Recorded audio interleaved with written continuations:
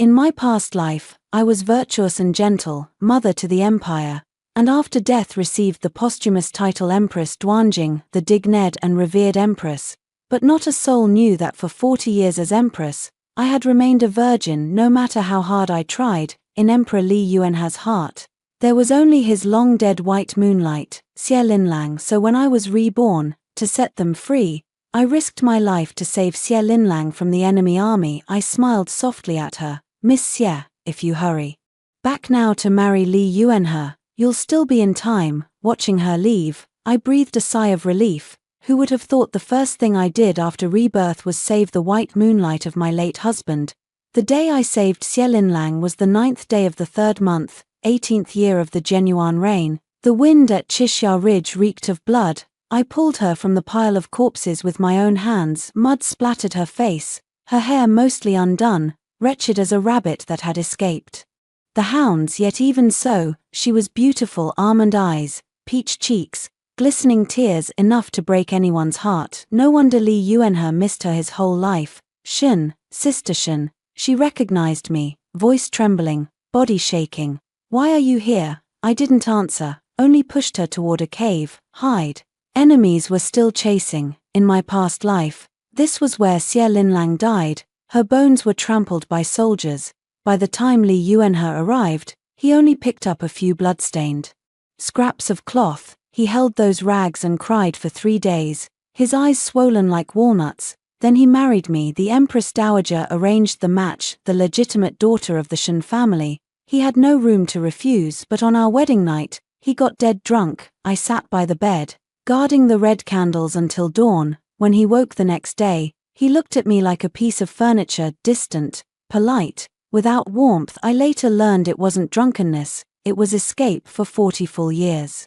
After that, I was his wife for 40 years, from crown princess to empress. I blocked arrows and knives for him, navigated the inner palace and court for him, handled the memorials he was too lazy to read, the noble ladies he didn't want to meet. I thought one day he would see me, realize I suited him better than that dead girl. But until my last breath, he stood 8 steps away at my bed, and his final words were, "The Empress may rest and recover." Then he turned and left. Palace servants prepared my body for my virtue and dignity. The emperor ordered the Ministry of Rites to name me Empress Duanjing, but no one knew. For 40 years as his wife, I had never been touched. How ridiculous. I was a perfect noble lady, a virtuous empress for 40 years.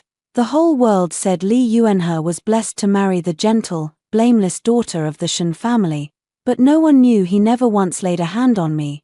His heart held only Xie Linlang, dead 40 years. So in my rebirth, the first thing I did was save her. The hoofbits outside the cave faded, the pursuers were gone. I leaned against the stone wall and looked down at my hand. A deep gash cut my palm, blood covering it, pain stabbing like needles.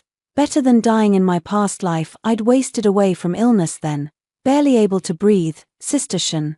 Xie Linlang leaned over, staring at my hand. "You're hurt, a small wound. Let me wrap it for you." She tore a strip from her inner skirt and clumsily bound my hand. Her movements were unskilled, but earnest, tears still clinging to her lowered lashes from fright. I looked at her and suddenly felt like laughing. So this was what Xie Linlang looked like. 16, delicate, timid, like a newly budding crabapple flower. I had never met her in my past life. She died before I married into the Li family. "Thank you for saving my life, Sister Shen." She finished binding it and looked up, eyes red. I will repay you one day." "No need, I must." She grew earnest, lips pressed tight. "You saved my life. I will remember it forever. Forever." I lowered my eyes and said nothing. Hoofbeats suddenly came from outside, a large group this time. Xie Linlang paled. I pressed her hand and listened. Gongs, music, and faint shouts. The imperial procession passes. "Make way." It was the wedding procession, the Empress Dowager's decree. Today was the day the second Prince Li Yuanhe was to marry Xie Linlang. "They're here for you." I smiled at her. "His Highness has come to fetch you." Her face flushed bright red. She lowered her head, then lifted it again, gratitude and nervousness in her eyes. "But I look like this." "Go." I stood and straightened my skirt, also torn and muddy. Mother would scold me when I got home. The hour is auspicious. Miss Xie, if you hurry back now, you'll still be in time." She froze, then scrambled outside. After 2 steps she turned back, bowed deeply, then lifted her skirt and ran down the mountain path. I stood at the cave mouth, watching her figure shrink, until she rounded the bend and vanished into the morning mist. The hoofbeats stopped. They must have found her. Soon they would continue toward the capital. Li Yuanhe would meet the living Xie Linlang, be overjoyed, feel sorry for her, hold her in his arms, then they would marry, have children, grow old together just as he had always wanted in this life. I looked down again at my hand. Blood seeped through the cloth, staining it a small patch of red. Strange, I hadn't cried when I died in my past life, but now my eyes stung, probably just the cold wind too. I married Song Jin 2 months later. When the news spread, many in the capital mocked. The legitimate daughter of the Shen family, a lordess personally granted title by the Empress Dowager. Why marry a brute? Song Jin, that god of death at the border. They say the blood on his hands is more than the flesh on his bones. What's wrong with the Shen family, turning down a prince's consort to throw their daughter into a fire pit? I didn't care. The Empress Dowager had originally intended to marry me to Li Yuanhe. With Xie Linlang dead, the Shen daughter was the perfect replacement, but Xie Linlang lived. She married him happily. As decreed, I became the extra one. Mother worried so much she couldn't sleep, afraid I would never marry, or marry badly. I knelt before her and said, "Daughter wishes to marry Song Jin." She stared for a long time, thinking I had lost my mind. Who was Song Jin? Great General of the North, a 30-year-old widower. He had married once. His wife died in childbirth, leaving a son. He spent years at the border, stained with blood, said to have 17 blade scars, and to strangle people in his nightmares. But I knew who he really was in my past life. After Li Yuanhe ascended the throne, he grew jealous of Song Jin's power and recalled him to the capital, placing him under house arrest for 3 years. I visited him once, on imperial order, to sound him out. For Li Yuanhe, he sat in the yard sunning himself. When he saw me, he stood and bowed, neither humble nor arrogant. I asked, "General, is there anything you desire?" He thought a moment, then said, "The wine from the border. I miss it dearly." That was all. I found a way to send him a jar of the strongest liquor. Later he died under house arrest, officially from illness. But everyone knew the emperor could not tolerate him. Back then I thought, what a fool, too powerful for his own good, too unyielding. He deserved it, but reborn, I finally understood he didn't not know how to yield. He just refused to. He would rather die in the capital than bow his head. Mother could not change my mind. She begged the Empress Dowager. The Empress Dowager was also shocked, asking if I had truly made up my mind. I said I had. On the day the imperial decree arrived, Xie Linlang came to see me. She had been in the second prince's manor for 2 months, her complexion glowing, shyness in her eyes as a new wife. She thanked me first, then asked carefully, "Sister Shen, are you really going to marry General Song?" But he's so much older than you, and what?" She bit her lip and could not finish. "Consort to the second prince," I said. "Live well." She stared, stunned. I smiled and said no more. 3 On my first day in the Song Manor, Song Jin did not enter the bridal chamber. He sent a message saying he was wounded and feared passing his illness to me, telling me to rest early. I listened and said nothing. I lifted my own veil, washed my face, and slept. The next morning, he waited for me in the main hall. When he saw me, he stood and bowed, politely calling me madam. I bowed back, politely calling him general. We lived like this for 3 months. He was rarely home, often rushing to the camp outside the city. When he returned, he did not come to my chambers. He only sent things: a box of pastries, a bolt of silk, a sandalwood incense said to calm the nerves. I put them away, used what I could, stored what I couldn't. Everything was calm. Servants whispered behind our backs, saying the general and madam acted like guests. I heard them and pretended I didn't. I knew why he was this way. His first wife he had buried with his own hands. She died in childbirth while he was at the border. By the time he rushed back, she was gone. It was said he held the child and knelt at her grave for a full day and night. He was afraid. Truthfully, I was too. After 40 years of cold neglect in my past life, if someone was kind to me now. I wouldn't know how to accept it. Being polite and distant like this was fine. The turning point came suddenly that winter. War broke out in the north. Song Jin led the army out. Before he left, he came to see me. Madam, he said, this journey is dangerous. If I do not return, General, do not speak such words. I cut him off. He paused, then suddenly smiled. It was the first time I had seen him smile, a man of 40, yet his smile was almost shy. Very well, I won't. He left. The battle lasted 4 months. News from the front was good and bad in turn. Several times, word came that Song Jin was trapped, wounded, that he would not return. I listened, and continued my days as usual until one midnight. Someone knocked on my door. I threw on a robe and opened the door. There he stood. Snow covered him. Blood stained him. Black ash still on his face. He just stood there, looking at me, not speaking. I froze for a moment, then stepped aside. Come in. He entered. I had hot water boiled. Clean clothes found. A physician summoned. I fussed half the night until he was cleaned up. He sat on the couch, wrapped in a quilt, like a big child. Why weren't you asleep? He asked. Couldn't sleep. Worried about me. I glanced at him and said nothing. Suddenly he reached out and took my wrist. His hand was rough, full of calluses, digging into my skin, but I didn't pull away. Madam, he said, I know you didn't marry me willingly. I stiffened. You are the legitimate daughter of the Shun family, doted on by the Empress Dowager. You could have married someone better. He lowered his head, looking at my hand. I am not worthy of you. General, let me finish. He lifted his head, his eyes frighteningly bright. But I, Song Jin, have never begged for anyone in my life. Today I beg you, if you do not despise me, let us live properly. If you are unwilling, I will not force you. I will find you a good home and send you away. I looked at him, 30 years old, scars on his face.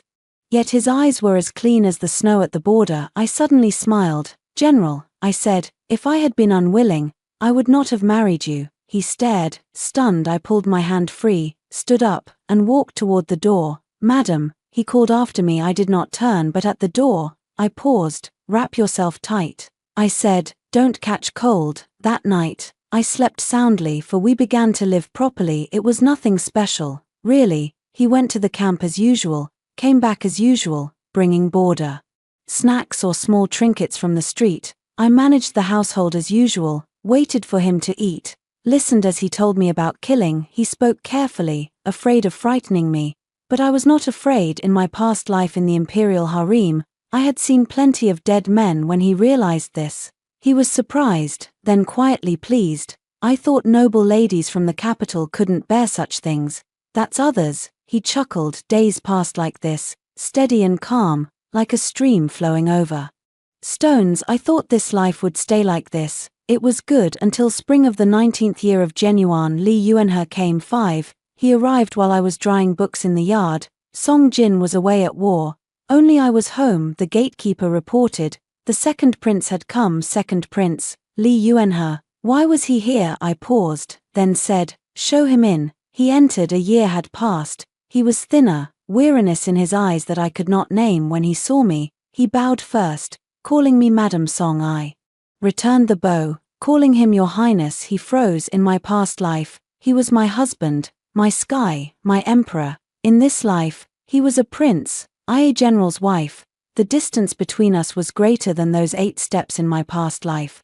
To what do I owe Your Highness's visit? He opened his mouth, but no words came out. I had tea served and invited him to sit. He sat, held the cup, but did not drink, only stared at me. I let him look. After a long while, he spoke. Are you well? Yes. And Song Jin, how does he treat you? Very well. He fell silent. I lifted my own tea and sipped slowly. Lin Lang, he said again. She is with child. I nodded. Congratulations, Your Highness. He stared at me, his gaze complicated. Sister Shen, he said, do you know that you were originally meant to marry me? I set down my cup. Your Highness, I said, choose your words carefully. You should call me Madam Song. He flinched as if stabbed, his face changing, but he said no more. After a while, he stood and took his leave. I saw him to the gate, watched him mount his horse, watched him ride away. The maid muttered beside me, why is His Highness so strange? I said nothing. I turned back to the yard and continued drying my books. 6. But after that, Lee Yuenhe came often, first every few days, then every other day. Sometimes he brought things, rare delicacies, precious herbs, insisting I try them. Sometimes he brought nothing, only sat for a cup of tea, exchanged a few words, then left. I told the gatekeeper to stop him several times, saying, the general was not home and it was not proper to receive guests, but he was a prince. The gatekeeper could not refuse. All he had to say was, this prince comes to check on General Song's family, and they had to let him in. When Song Jin returned, I told him. He listened, was quiet for a moment, then asked, do you wish to see him? No. Then from now on, when I am home, I will receive him. If he comes again, say I am out and that madam does not meet with unrelated men. I stared. He smiled and said no more. When Lee Yuenhe came again, Song Jin met him personally. The two spoke at the gate, one polite, one distant, a few words, and Lee Yuenhe left. Once I saw them through the window. Lee Yuenhe stood at the gate, his face dark, saying something. Song Jin listened, did not reply, only nodded slightly. Lee Yuenhe left. Song Jin turned and walked inside. After a few steps, he suddenly looked up right into my eyes. He paused, then smiled. I smiled too. That night, he suddenly asked, Madam, did you once care for him? I was removing my hairpins, my hand stilled. No. He looked at me and said nothing. I set down the pins and turned to him. General, I said, I did not marry you because I had nowhere else to go. He still watched me. Then why? I thought for a moment, then said, because you make me feel safe. He froze. After a long while, he suddenly reached out and pulled me into his arms, held me tight. 7. Winter of the 19th year of Genuan, Xie Linlang gave birth a son. Lee Yuenhe was overjoyed. He held a grand feast at the prince's manor and sent an invitation to the Song residence. Song Jin asked me, shall we go? Do you want to? No. Then we won't. We returned the invitation. But the next day, Lee Yuenhe came in person. He stood at the gate, his face darker than ever.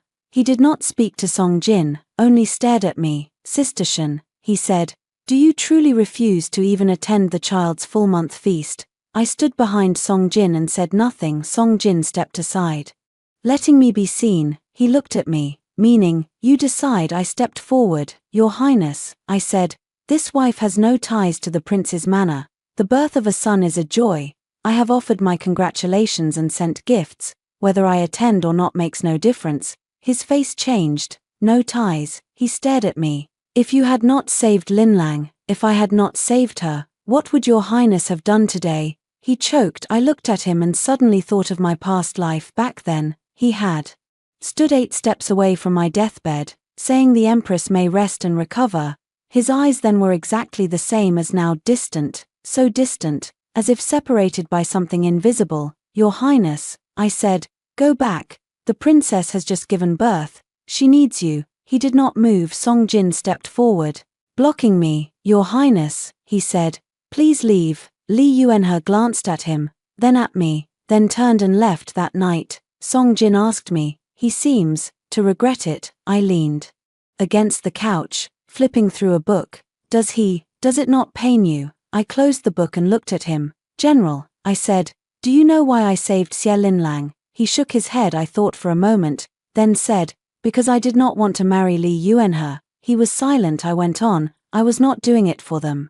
I was doing it for myself. He looked at me, his gaze soft. And have you found what you wanted? I thought, then smiled. I have. 8. The 20th year of Genuan, war broke out again at the border. This time it was worse. 17 northern cities, 3 lost in a row. Urgent dispatches flooded the capital. Song Jin was summoned to the palace in haste. When he returned, his face was grave. I must leave. I packed his things for him. Folding each piece neatly, he sat watching. Then suddenly said, this time, I may not return. My hand stilled. Then I continued folding. Don't say such things. It's true, he said. Those northerners are fighting like madmen. If I do not come back, then I will come find you. He stared. I placed the folded clothes into the sack, tied it, then turned to him. General, I said, what did I tell you last time you left? He thought, but could not remember. I said, don't say such things. I looked at him. Have you forgotten? He opened his mouth. I stepped forward, reached up, and straightened his collar. I will wait for you to come home. He lowered his head, looking at me after a long time. He said, "All right," then he left. This time, I saw him off at the city gate. He sat on his horse. Looking back at me, I stood in the crowd, still. Suddenly he reined in his horse, dismounted, walked through the crowd to me. "What are you doing?" I asked. He said nothing, only reached out, pulled me into his arms, and held me once. Then he let go, remounted, and rode away. I stood there, watching his figure grow smaller, until it vanished at the end of the official road. The wind was strong. I lifted my hand and wiped my eyes. I did not know if it was the wind, or something else. 9. The battle lasted 8 months. In those 8 months, I received 7 letters. Each was short, talking about the weather, military affairs, missing home. The last had only one line: "The snow at the border has melted." I kept the letters tucked at the bottom of my dressing box. 8 months later, he returned. I went to meet him at the city gate. He rode on his horse, thinner, 2 new scars on his face. When he saw me, he dismounted and walked over. "I'm back," he said. He stood, looking at me. I stood, looking at him. People passed by around us, laughing, crying, embracing. Neither of us moved. After a while, he suddenly reached out and pulled me into his arms, held me tight. "I'm not leaving again," he said. I pressed my face into his chest and said nothing. It was perfect. 10. But peace could not last forever. In spring of the 21st year of Genuan, Xie Linlang came. She arrived while I was teaching the maids to read in the yard. The gatekeeper announced, "The second prince's consort requested an audience." Second prince's consort, Xie Linlang. I set down my book and said, "Show her in." She entered. 2 years had passed. She was much thinner, her chin sharp, dark circles under her eyes as if she had not slept well, but her beauty remained. Dressed delicately in a lotus pink dress that made her seem even more fragile. "Sister Shen," she bowed to me, her voice soft. I returned the bow. "Your Highness." At the title, her lashes trembled. She said nothing. I invited her to sit and had tea served. She held the cup but did not drink, only stared at me. I did not rush her. I sipped my own tea slowly. After a long while, she spoke. "Sister Shen, I have come today to beg you for something." "What is it?" She bit her lip, and her eyes suddenly reddened. "Sister Shen," she said, "Yuan her. His heart is with you." My hand holding the teacup stilled. "Since last year, he has come here again and again." She lowered her head, voice trembling. "I know he shouldn't, but he can't control himself. He can't sleep at night. He calls your name. When he looks at me, he sees you." I said nothing. She lifted her head, tears in her eyes, looking at me. "Sister Shen, I know you married General Song and you are happy. But Yuan her, he is my husband. He is the father of my child. I cannot watch him like this." I set down my cup. "Your Highness," I said, "what do you want me to do?" Suddenly she stood, walked before me, and knelt. "Sister Shen, I beg you, stay away from him. Do not see him again. Do not speak to him. Let him give up." I looked down at her. She knelt on the ground, shoulders shaking, tears streaming down her face. She looked utterly pitiful, but I did not move. "Your Highness," I said, "I have never sought him out. Every time he came, I tried to stop him, to turn him away. If you truly want him to give up, you should persuade him, not me." She stared, stunned. "Get up," I said. "The ground is cold." She did not move. She lifted her head and looked at me, something new in her gaze. "Sister Shen," she said, "do you hate me?" "Hate you for what?" "Hate me for stealing your marriage." She bit her lip. "If I hadn't come back alive,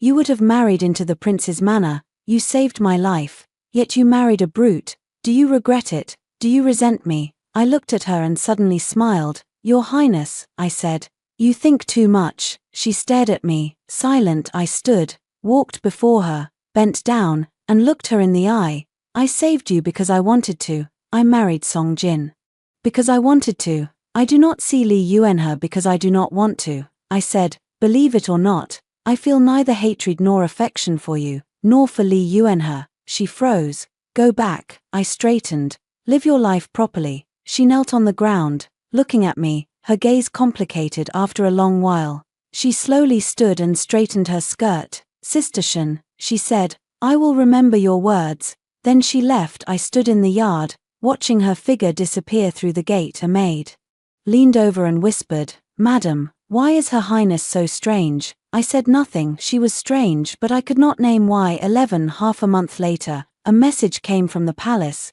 The Empress Dowager summoned me. The Empress Dowager had doted on me since childhood, but after I married Song Jin, she had been unhappy and summoned me less. Her sudden summons made me think something was wrong. When I entered the palace, I knew I was right. The Empress Dowager's face was dark. She did not invite me to sit as usual, only looked at me coldly. "Lingjun," she said, "do you know your crime?" I froze and knelt. "This wife does not know." She threw a piece of paper before me. "See for yourself." I picked it up and unfolded it. It was a letter. The handwriting looked like mine, but the words were not mine. The letter said I still thought of Lee Yuanhe, regretted not marrying him, every line filled with longing.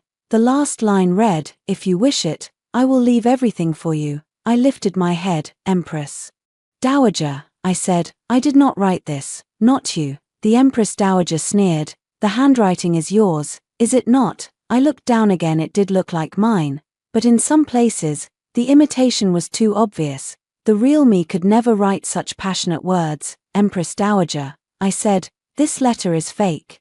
I never wrote such a thing." The Empress Dowager stared at me, silent. A voice suddenly sounded beside her. "Sister Shen, just admit it." I turned my head. Xie Linlang stood beside the Empress Dowager, eyes red, face full of grievance and forbearance. I did not want to say this." She lowered her head.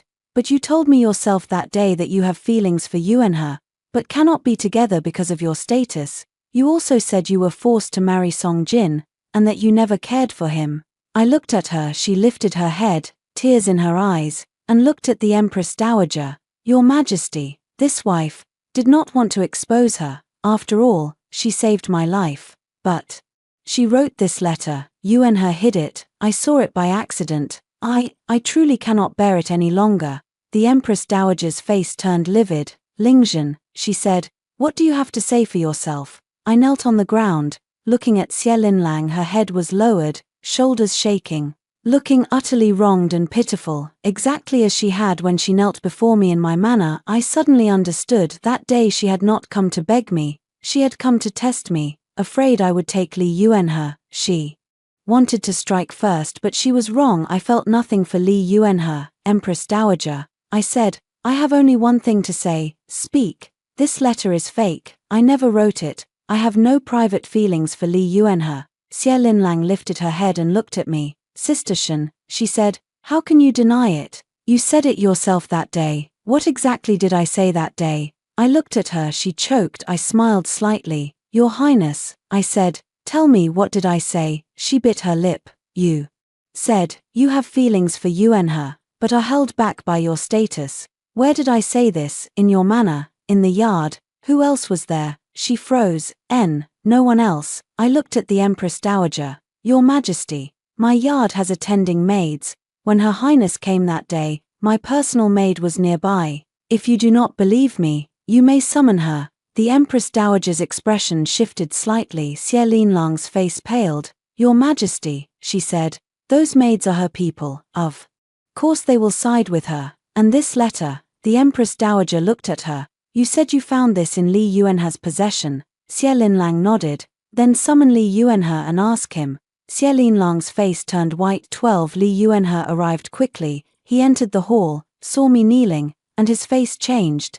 He looked again at Xie Linlang beside the Empress Dowager, eyes red, and frowned. "Empress Dowager." He bowed. "Why have you summoned this prince?" The Empress Dowager threw the letter at him. "Look, did you hide this?" Lee Yuanhe took it, unfolded it, and glanced at it. Then he froze. He lifted his head, looked at me, then at Xie Linlang. "This letter, did you hide it?" the Empress Dowager asked. Lee Yuanhe was silent for a moment. "Yes," he said. A flicker of joy appeared on Xie Linlang's face, but Lee Yuanhe's next words froze that joy. "But this letter was not written by Madame Song." The Empress Dowager raised an eyebrow. "How do you know?" Lee Yuanhe looked at me, his gaze complicated. "Because," he paused, "this prince has seen her handwriting. At first glance it looks similar, but upon close inspection it is wrong. Madame Song writes with a heavy start and light finish. This letter is light at the start, heavy at the end. I said nothing in my past life. I had been his empress for 40 years. Reviewed countless memorials for him. Of course he knew my handwriting, but how had he seen it in this life? The Empress Dowager clearly thought the same. You have seen her handwriting, and so well. She looked at him, her gaze meaningful. Where? Li Yuanhe hesitated. He was a prince, a subject. I was a subject's wife. For him to have seen my handwriting, if word got out, it would be bad for me. For him, for Song Jin, he clearly knew this too, but he glanced at me, then spoke. At the Song Manor, he said, "This prince has visited the Song Manor several times. I have seen the couplets Madame Song wrote." The Empress Dowager sneered. "Second prince," she said, "you visit the Song Manor quite often." Li Yuanhe lowered his head and said nothing. The Empress Dowager looked at him, then at me, her gaze full of complicated emotion. After a long while, she sighed. "Enough," she said, "let us speak of the letter first. If you say it is fake, then who wrote it?" Li Yuanhe was silent for a moment. He turned his head and looked at Xie Linlang. Xie Linlang's face turned paler and paler. "Linlang," he said, "you wrote this letter, didn't you?" Xie Linlang stepped back. "Yuanhe, what are you saying, Li?" Yuanhe looked at her, no anger in his eyes, only exhaustion. "You had someone imitate her handwriting, practiced for 3 months," he said. "You thought I didn't know?" Xie Linlang's face went completely pale.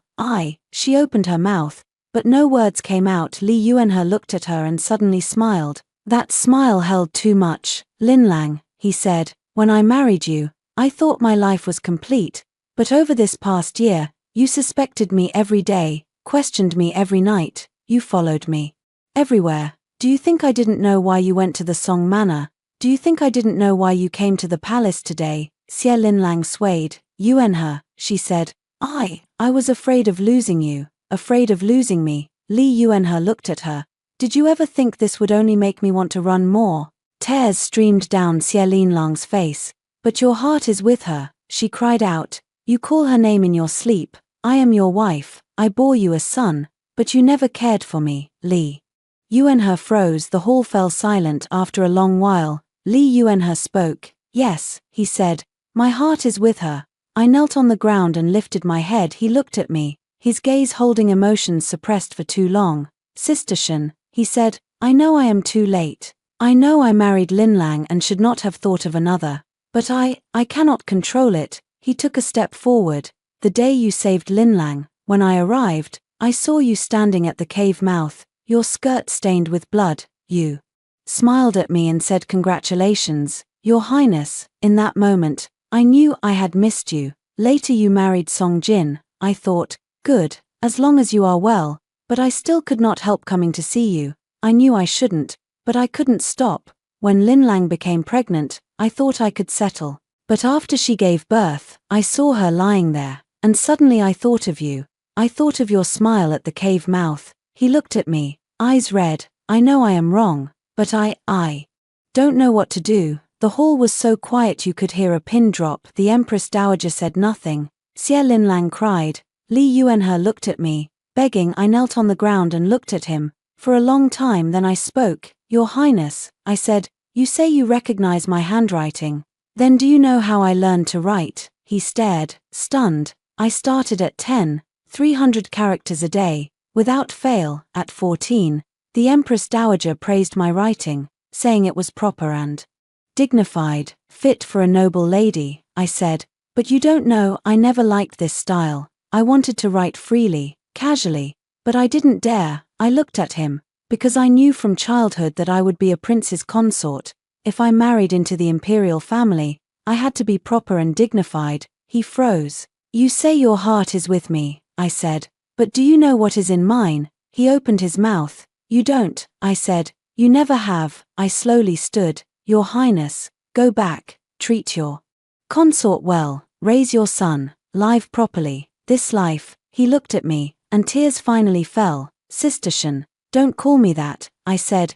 "My name is Shen Lingzhen, wife of Song Jin." He stood frozen. I turned to the Empress Dowager and bowed. "Your Majesty, this wife takes her leave." The Empress Dowager looked at me, her gaze complicated. After a long while, she nodded. "Go." I turned and walked out of the hall. Behind me were Xie Linlang's sobs and Li Yuanhe's silence. I did not look back. 13. Once outside the palace, I realized my hands were shaking, not from fear, something else, I could not name it. When I returned to the manor, Song Jin was waiting in the main hall. When he saw me, he stood, walked over, and looked me over from head to toe. Are you all right? Yes. He took my hands. Who hurt you?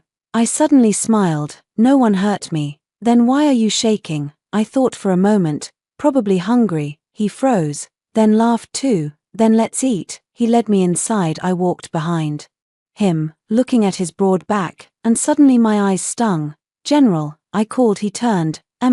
Nothing. He smiled and continued walking. I followed him through the gate, down the corridor, through one courtyard after another. Sunlight fell on his shoulders, on my hands. It was warm. Later I heard that Xie Linlang fell ill after returning to the manor. Li Yuanhe stayed by her side for half a month, never leaving. When she recovered, he took her to live on West Mountain for a while. When they returned to the capital, she was a changed person. She no longer asked about me, no longer grew suspicious. Once we met at the temple, she saw me from afar, froze, then walked over and bowed. Sister Shen, she said. I returned the bow. Your Highness. She looked at me, none of her old feelings left, only calm after exhaustion. What happened that day? She said. It was my fault. I said nothing. She lowered her head, staring at her toes. I thought you would take him from me, she said. I was scared. I was afraid he would leave me. He won't, I said. She lifted her head. I looked at her.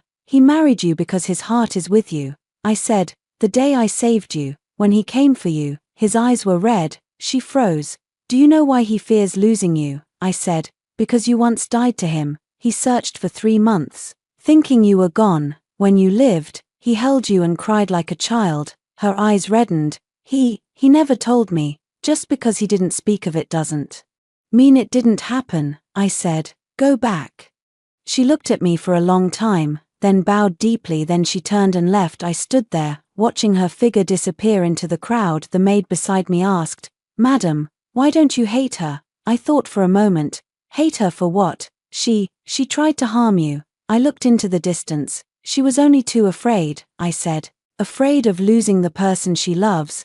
The maid did not understand. I did not explain further. 14. In the 22nd year of Genuan, I gave birth to a daughter. Song Jin was overjoyed, acting like a fool. He carried the baby around the yard, showing her off to everyone. The servants all laughed, saying the general had changed. He carried the baby to my bed and sat down. She looks like you, he said. I looked at the wrinkled little thing, then at him. She looks like you, like me. He frowned. Then we're doomed. I laughed. He looked down at the baby and suddenly said, Madam, thank you. Thank you for what? Thank you for marrying me. I said nothing. After a moment, I said, Don't thank me. I chose to marry you. He lifted his head and looked at me. I reached out and touched his face. The new scar had faded, smooth under my fingers. General, I said, the best thing I ever did in this life was save her. He froze. I smiled. Otherwise, how would I have married you? He looked at me for a long time. Then he lowered his head and pressed his face into my palm. Sunlight streamed through the window, falling on us. I closed my eyes. This life was good. In the 25th year of Genuan, Song Jin took me to the border. We stood on the city wall, looking at the snow-capped mountains in the distance. Beautiful, he asked. I nodded. The wind was strong, making our robes flap loudly. He stood behind me, shielding me from the wind. Is this the border snow you spoke of? I asked. I watched for a long time. Prettier than the capitals, I said. He laughed. I leaned against his shoulder, looking at the distant mountains. Sunlight fell, gilding the peaks. I suddenly thought of my past life, of the carved dragon and phoenix bed, of the man standing at its foot, of the words, the Empress may rest and recover. Those things felt like a very long time ago, long enough to be a past life. No, they were a past life. Madam, Song Jin called. Cold, no. He pulled me closer into his arms. I closed my eyes. The wind still blew,